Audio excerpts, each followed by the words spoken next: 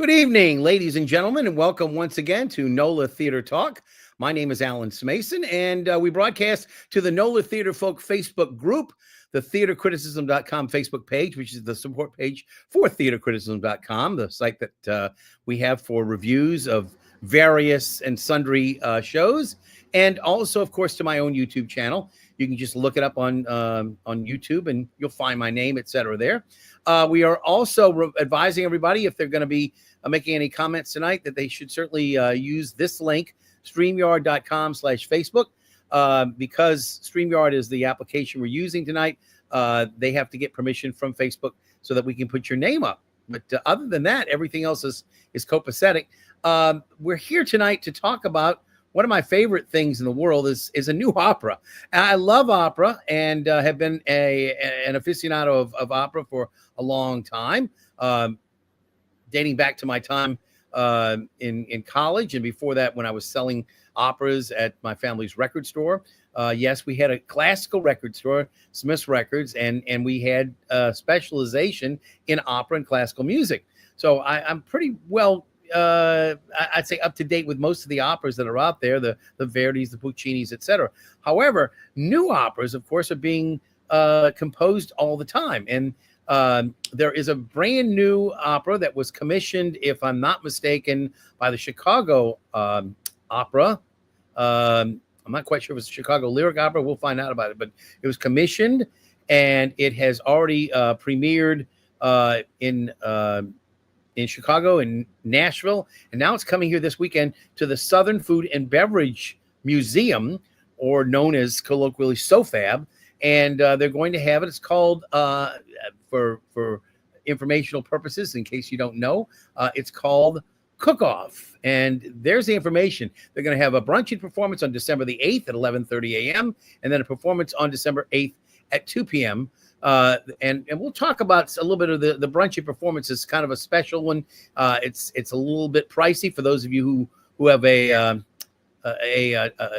acquired taste, as it were.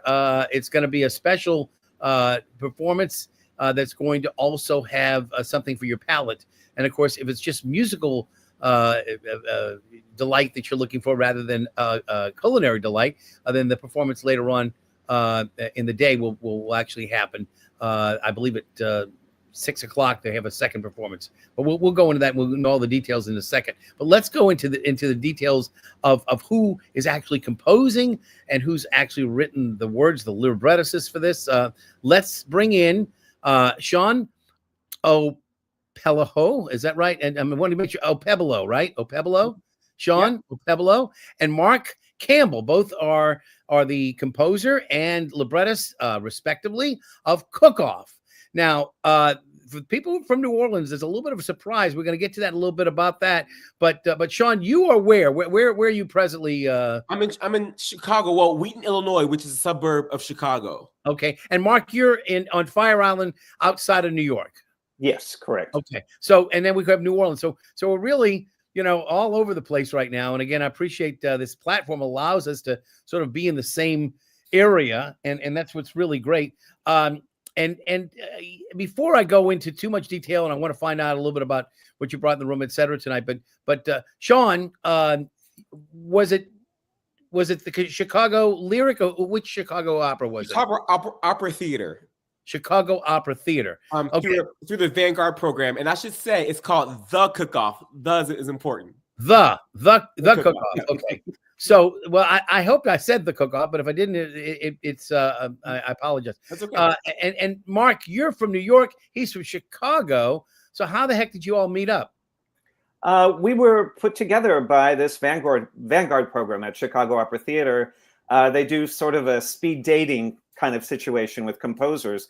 The composers are the ones who are trained with the Vanguard program. It's a very exciting program at Chicago Opera Theater, and the composers get to interview a bunch of librettists, and Shawn interviewed me, and we discovered that we liked similar things, or that we wanted to write a similar new piece, and that's how it began.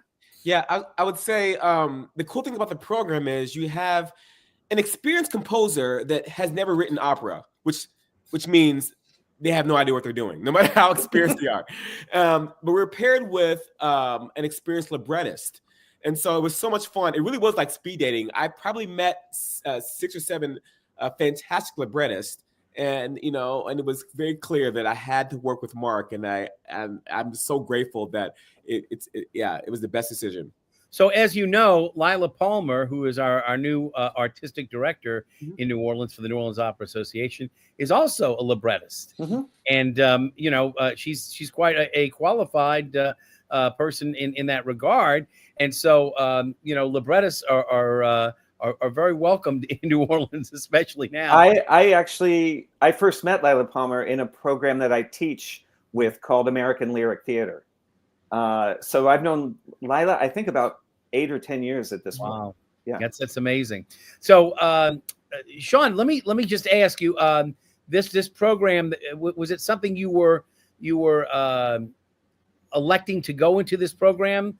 Was it something you were contacted by them? We'd like to have you come in, or how'd that work? It's a pretty competitive program. A lot of applicants who apply because it's pretty unique. You're pretty much on staff at the opera company, and it's pretty much learning how to write opera by immersion. So, which means, I was part of everything. I saw the good and the bad and the ugly, how the sausage is made in this opera company. And I got really great training from Linia Yankovskaya, who is an amazing conductor. She's brilliant, all things opera, not just opera, and many different classical art forms. But I didn't know about the program. I was recommended to apply because I've done a lot of art song, and my art song has a narrative bent to it. That's just what I like to tell stories through my music. So someone said, you know what, you should really think about applying to this program. It's in your backyard. Your songs. Your art songs, I think the natural progression is to do opera, and that's why I applied, and I got the gig.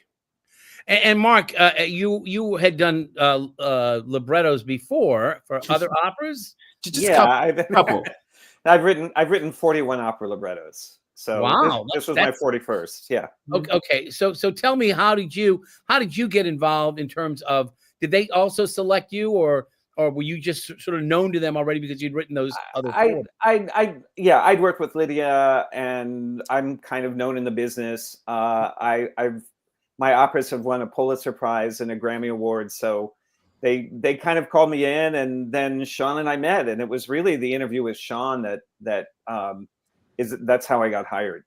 We discovered that there was a mutual interest in telling a comic. Also, a chemistry there too. Yeah. You're going to be married to this person, so you want to know that you get along in a personal way, a political way. You want to have some shared ideas with this person. So we clicked right away.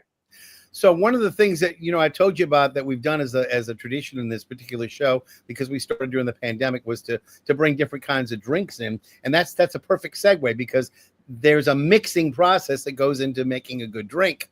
And tonight, yes, I've made a banshee. So does anybody there know what a banana banshee is? I don't. Okay, so we're going to teach you. It's 2 ounces of cream, an ounce of creamed banana, and a half ounce of cream de cacao, which is like a chocolate. You put it into a mixing glass or a shaker, ice, shake it very, very well, strain it, and then you add a cherry. Well, you can't see the cherry, but believe me, there is a cherry in there, and it's a delicious. It looks delicious. Dessert drink, if you will. Shawn, what did you bring in? First of all, not as exciting as yours, but it's about 4 degrees here in Chicago. So I have some hot chocolate. But what's cool about this though is my mug is the Cincinnati Song Initiative mug.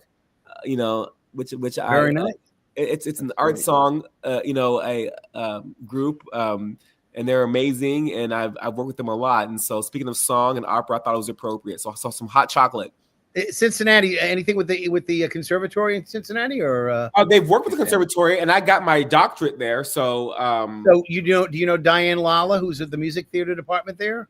at all? I don't. I got my Okay. doctor a long time ago. Don't let this baby face fool you. Well, yeah, but she's been there about 25 years, and she's well, yeah, we would have been there then. yeah. So, okay, Mark, what did you bring in? Well, don't be deceived. It looks like I'm drinking something like a hot tea. There's actually rosé, sparkling rosé in this glass, which it's freezing out here. So I'm trying to bring back a little summer. Well, you can make it as best you can with whatever you need. All I can tell you is we're gonna dive a little bit more deeper into the cook-off and find a little bit more about what it's all about. And I want to sort of again tease everybody. If you want to make a comment tonight, feel free to post to Facebook or to YouTube if you want to. Hopefully the comments will come up, but this will be archived. We'll be able to talk about it a little bit later. The premiere here in New Orleans is this weekend, and there are two performances. I appreciate it. Right? Do you remember this? What time the second performance is for? At 2 p.m. I believe. All right. So there's one performance earlier in the day, and then the second is at 2. Is that what it is? There's one at noon, but that is it starts actually at 11 where there's a brunch. And then there's a noon performance, and then there's a 2 o'clock. Okay, so that's what it is. So I knew there was a later performance. I just thought that maybe the people would have to rest their voice a little bit. But so it's 11, and then a 12 o'clock performance, and then a 2 o'clock, just the opera performance. No food. Correct. And as I appreciate it, there's a number of people who are associated with SoFab, some fabulous chefs who are cooking up a menu of items to present with this particular event. But I think the ticket prices were a little bit more in the line of like $130 or something like that. So yeah, they're more expensive. If you're including brunch and a show, it's more expensive. Yeah. So but it's worth it. I can say it's well worth it. Every penny. I would definitely think about it myself, and I would encourage everybody to go ahead. But unfortunately, I'm going to probably be occupied that day. But we'll see. I might be able to come for the 2 o'clock, but early in the morning, I unfortunately have some other things I have to attend to, and I've already got that down. But I will encourage everybody.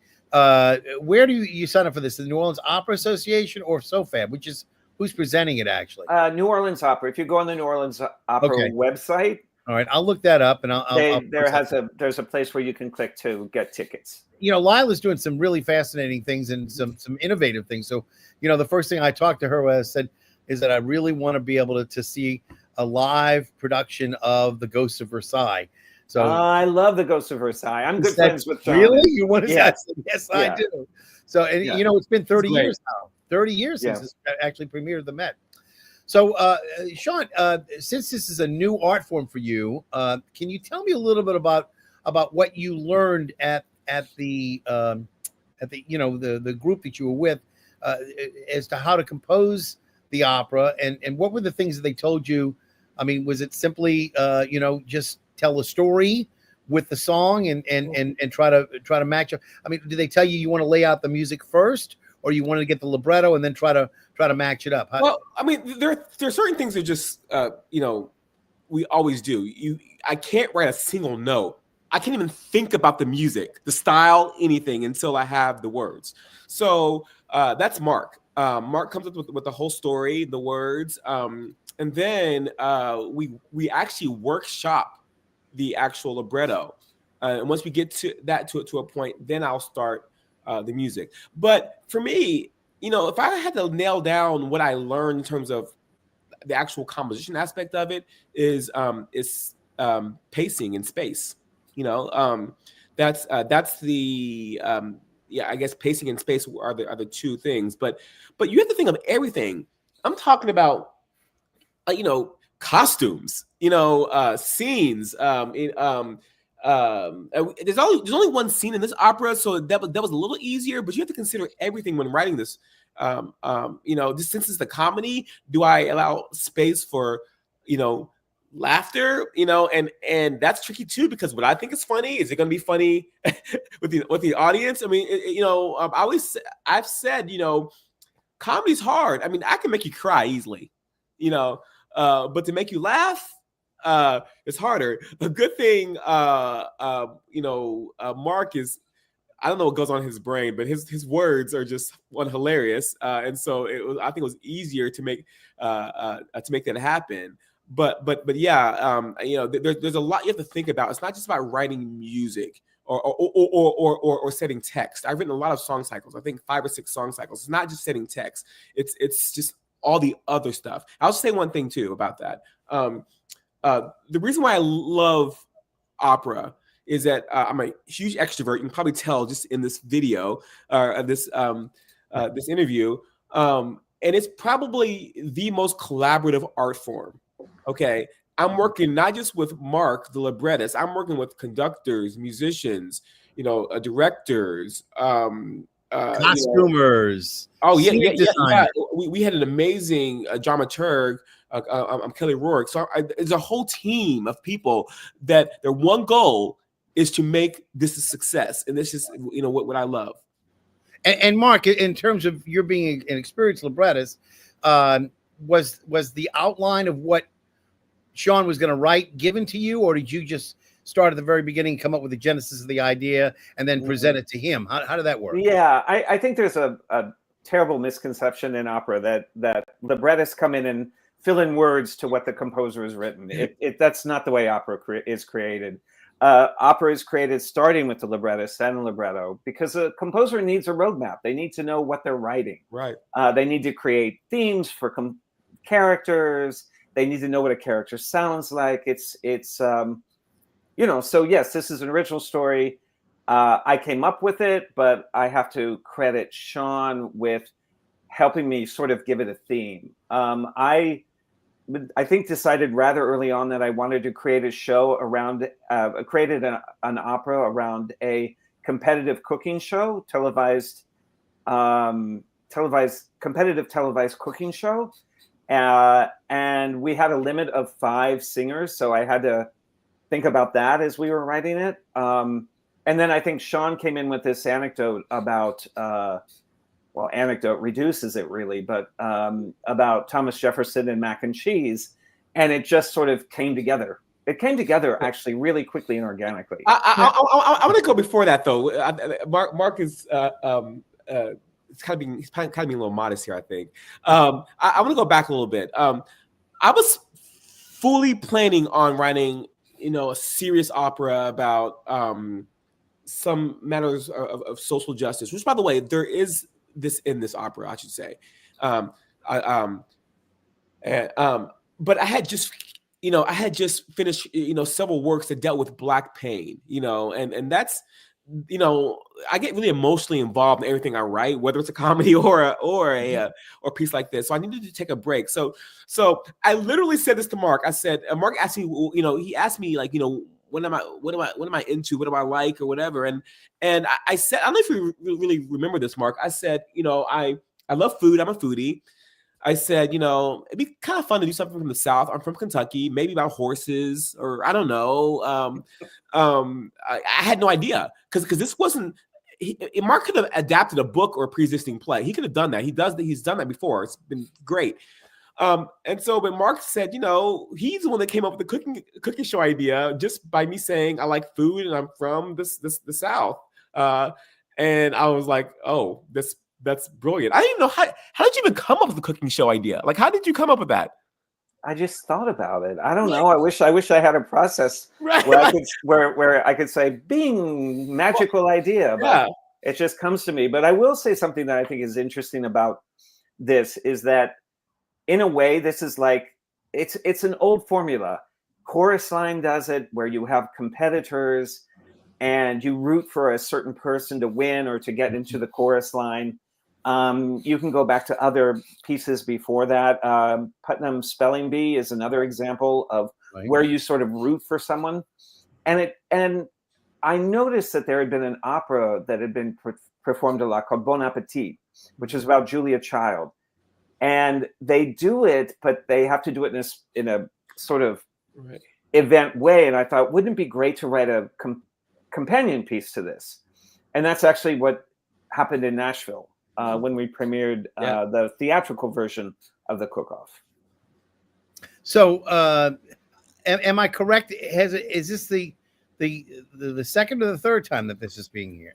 It was done initially at Chicago Opera Theater as a concert version, and we do not call that the premiere because it was not the premiere. Because it wasn't, you didn't have any costumes and I mean, they did a wonderful job, but the real premiere was in Nashville. Yeah. And that was how long ago?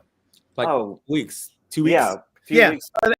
I was saying, because, you know, in New Orleans, we did the second version of A Streetcar Named Desire, which was not supposed to be, we were supposed to be the third in line to get it. San Francisco premiered it, and we were supposed to get it after Dallas, but somehow or other, our Robert Lyle, who was our artistic I knew director, Robert. Yeah. Robert got some kind of a way. He sneaked that production at the last minute. And Andre Previn was actually supposed to be here in New Orleans for it made sense. Streetcar Named Desire, all about New Orleans, written by Tennessee Williams while he was living in New Orleans. Of course, you know, had all those other, aspects to the opera. It made sense for it to be here.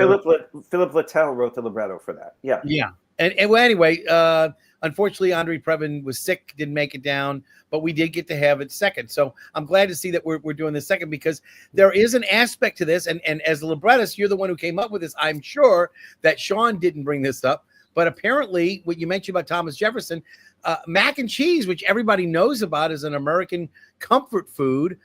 Mark, you suggest that it was actually invented in New Orleans. No, I never suggested that. Okay, then tell me what it is. What is it that you say about mac and cheese? Actually, Shawn brought this story to me, and I went, oh, this is really great. The truth about mac and cheese is that a lot of people think that Thomas Jefferson brought it over from France, but it was actually James Hemings, who was Thomas Jefferson's cook and slave. Related to Sally? Yes, actually, brother of Sally. Okay.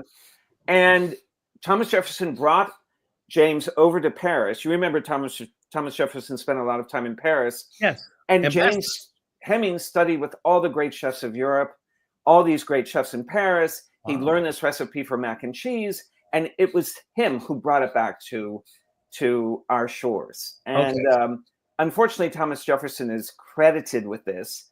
And it was sort of like, oh, here's where we sneak in a little social justice, a little bit about racial legacy, and who gets to claim, the origins of just food.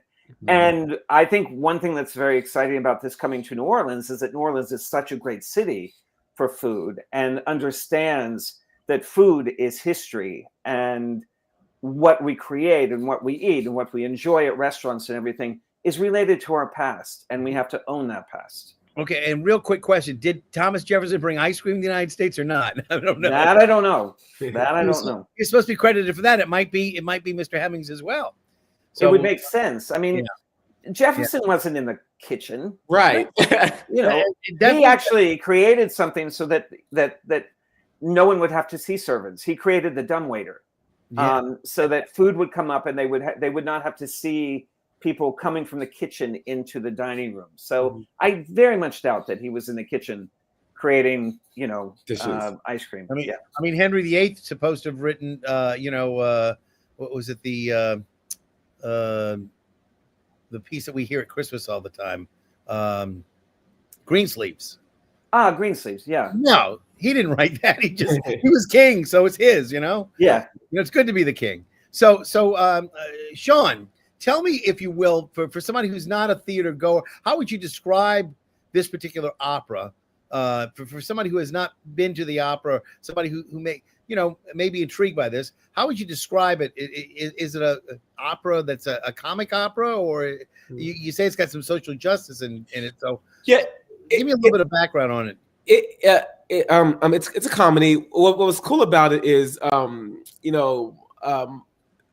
my mother and twin sister and younger sister, they came to the Nashville premiere, and that was their first opera they've ever seen, and it had to be my opera, which is cool. And so I say that because and they loved it, and it's my mom.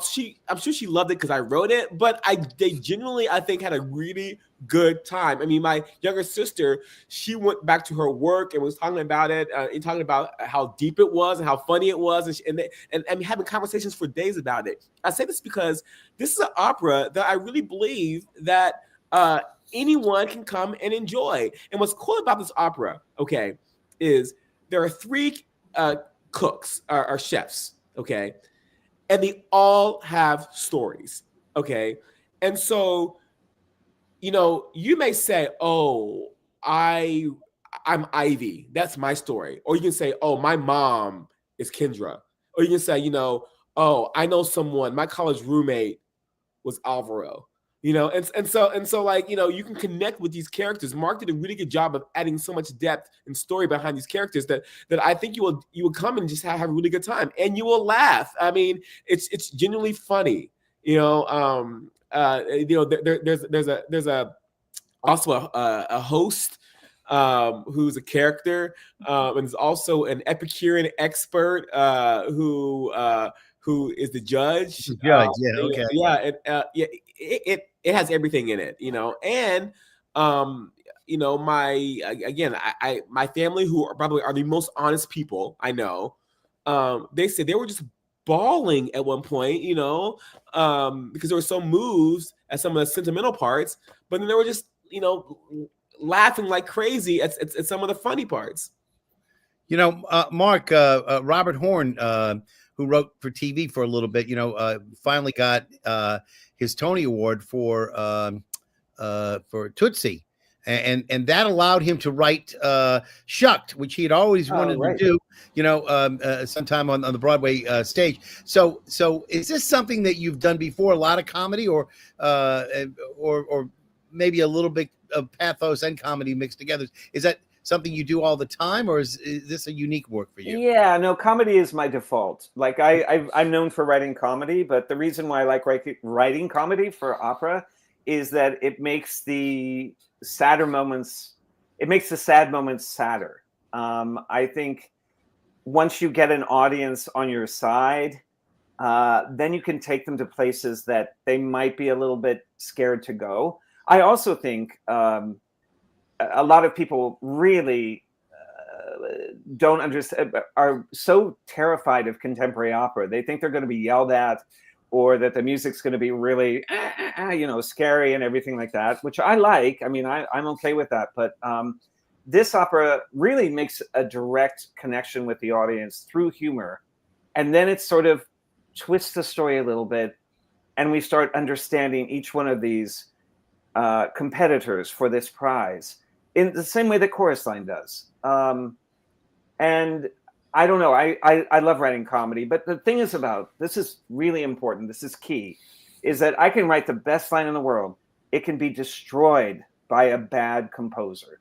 A composer could come in and say, I'm just going to add 5 measures or 10 measures before a punchline. And that's happened to me before. And one thing that I love about Shawn is that he has a natural understanding of theater. He may not have grown up in theater, and that's not where he comes from, but he understands narrative. And when you understand narrative, you understand theater, and you know how a line needs to be set so that an audience will laugh at it. As we know, comedy is all about timing, and music can really screw up timing if it doesn't set the words correctly. Yeah. And again, I actually just saw, you know, a piece that was at the Sanger, The Girl from the North Country, and it was written by a playwright who did the basic thing that you're talking about. He did not let any of the music come in at the end where the people would applaud. It was from one scene to the music to right into another scene before anybody had a chance to I don't get to applaud. Because he didn't want that to stop the action. He wanted his words to be seen. So I think it's really important that people understand that there are places for music. There's places for for somebody to maybe interpolate a note. Do you allow them, Shawn, to if you put a note there to kind of like interpolate it in some way? Or listen, these are musicians, you know. I mean, I'm pretty specific on my score. Mark is specific in his writing, but when it comes down to it, we have to trust the director and the artist. These are musicians, and so they have to add their own personality, their own character to them. And if you and there's a way to write a score that allows for some freedom. Some pauses, some dramatic arcs, and an extra beat here or there. that's needed. Yeah. All right. Well, again, I want everybody to take note again. The brunch performance is going to be at 8 o'clock, 11:30 for the first half hour or so. They'll be fed. Then at 12 o'clock a performance. Then you're going to give the chance for the audience to file out, for you to prepare for the second performance. That's going to be at 2 o'clock, and that'll be on Sunday the 8th. So 2 performances. The music by you, Shawn, and the text by you, Mark. And again, it's going to be presented at the Southern Food and Beverage Museum, which again is right on the corner of Aretho Castle, Haley Boulevard, and Martin Luther King Jr. Boulevard. What used to be called the Dryad Street Corridor. So anybody who knows where SoFab is will easily make that. And again, I suggest people get there a little early to find parking, because parking can be a little bit of a challenge in that neighborhood. But it should be wonderful. Are there any things that you want people to know about this? In other words, in terms of how long is it? Is it longer? Yeah, it's an hour long. A lot of people think opera is always going to be 4 or 5 hours. It's an hour long. You do not have to wear a tux. You do not have to wear a gown or a sable unless you want to. I'm going to wear my sable. And it's a relaxed, fun afternoon. It's not a big, heavy opera or anything that you'll go away with the message, but you'll be laughing first. Yeah. And I'm assuming that it's going to be NewOrleansOpera.org to get your tickets. Yep. So go there and see if you can possibly get in there. There must be a limitation, though, in the terms of numbers of tickets that can be sold. Right? There may be a cutoff at some point. I have no idea, but we'll find a way. I'll give up my seat. Honestly, I've seen it. I know what happens at the end. So. Honestly, I hope not. But again, I know they're supposed to say what tui tui tui for people in opera instead of break a leg, as we would say in theater. But or merd. I'm not quite sure which is appropriate. But the point is that this is a new opera, and it's something. It's the cook-off. I mentioned the cook-off. Thank you. The cook-off, and again, a comic opera with a little bit of serious areas there that we'll talk a little bit about, perhaps some of the social justices you were mentioning, Shawn. But Shawn, this is your debut as an opera composer. Yes, sir. Is this going to be the first of many to come, or? There better be. There should be. Yeah, we'll see. I definitely. It's so funny as you're writing. This is such hard work, and you're like, I'm never going to do an opera again. But then, as soon as you get done, you're like, you have that itch, And so, and I really have that itch to tell more stories, And so I definitely want to do another opera, and I really hope to in the future. But you might be able to combine, again, some of the social justice things that you were talking about, maybe doing something. I mean, there's so many different things that come out that are so unusual. As an example, you mentioned a Pulitzer Prize, and congratulations, Mark, on winning yours. But Fat Ham, when it came out, a lot of people love that because basically it was essentially Hamlet, but turned on its ear and reimagined as a barbecue. For a family, and all that goes on with that. So there's certain things that sometimes you might be able to take a particular piece that's already existed and make it your own. Turn it on its head and go with it. So maybe my next opera with Mark will be called The Cookout, which is Bake Off. Yeah, and it'll have a bunch of Boy Scouts in it, probably. Yeah. All right. In any event, I appreciate you both being here tonight again. Shawn Okpebholo. I knew I was going to mess up. Okpebholo and Mark Campbell. And again, I hope that I get a chance to see you. I don't know who's going to be here or not, but if you're not here, I understand you have to be in absentia.